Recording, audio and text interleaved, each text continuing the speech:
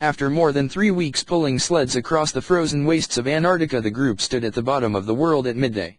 Prince Harry and his fellow adventurers have reached the South Pole, organizers of the Walking with the Wounded charity trek have announced.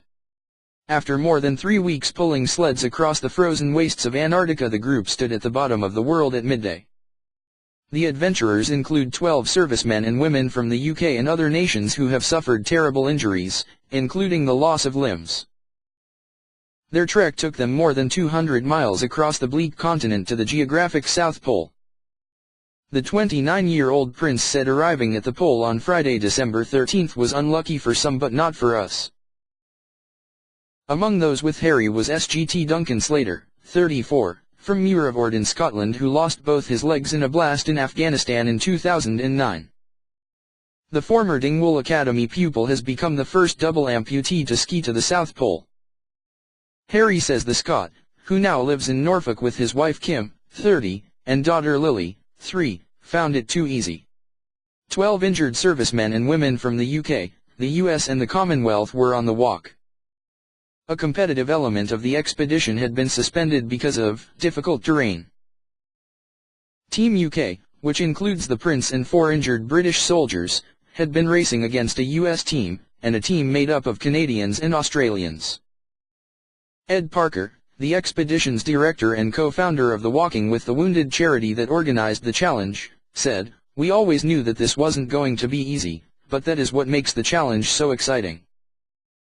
Our aim was to show that, despite injury, young men and women from our armed forces can still achieve great things. We came down here, determined to get 12 men and women, all injured in conflict, to the South Pole, and this is what we have done. The feeling is incredible." Harry previously backed organizers in calling off the race element of the walk for safety reasons. Harry and his fellow Walking with the Wounded expedition competitors began the race in temperatures of -27°C, with the wind chill dropping it to -35°C, and those conditions continued. But with the fear that competitors were pushing themselves too hard in the harsh conditions, the race element was called off at the weekend. Instead, the 3 teams finished as one united group. In Harry's team, Glenfiddich is RAF gunner SGT Slater. SGT Slater was told by doctors that he would never walk again after being injured by a roadside bomb at Babaji in the Helmand province of Afghanistan, where he served with the RAF regiment. After his injury, SGT Slater spent a year in a wheelchair before doctors told him he would need to have his legs amputated. However, within 6 weeks SGT Slater was making strides on his new prosthetic limbs. In a voice blog from the Antarctic on Thursday, Harry said SGT Slater simply doesn't find walking to the South Pole a big enough challenge. Everyone is in really high spirits. The race obviously got cancelled a couple of days ago, a really good thing that has happened, said Harry. It is nice to see everybody intermingling with each other. Not only every night because we camp together but also during the day. People are starting to enjoy it, and it gives these guys a good chance to consider how they feel, to think about friends at home, to think about fellow friends who are also injured. I think it is a really good thing that the guys have more time on their hands to think about stuff like that, rather than just grit and grind and trying to push through the pain barrier as they race each other. Everyone just can't wait to get to the end. I think mixed emotions probably. I think some people, for instance Duncan, double amputee, simply doesn't find walking to the South Pole a big enough challenge, which is why he really enjoyed the race. I think everyone back home will appreciate the fact that, just being able to walk 100 kilometers in these conditions with no legs is a pretty amazing feat in itself.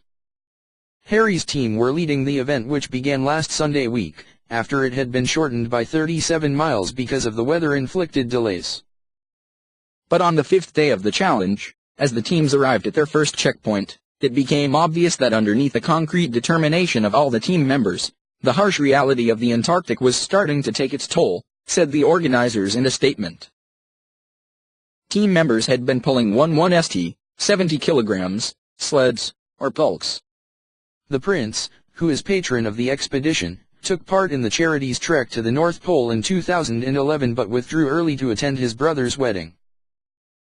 The three other wounded service personnel in the British team are Maj Kate Philp, 34, from Worcestershire, who lost her left leg after a bomb blast in 2008, Capt Guy Disney, 31, from Oxford, who lost his right leg in a rocket attack in 2009, and Capt Tibor Ali, 36, from York, who lost his right arm in a roadside bomb in 2007.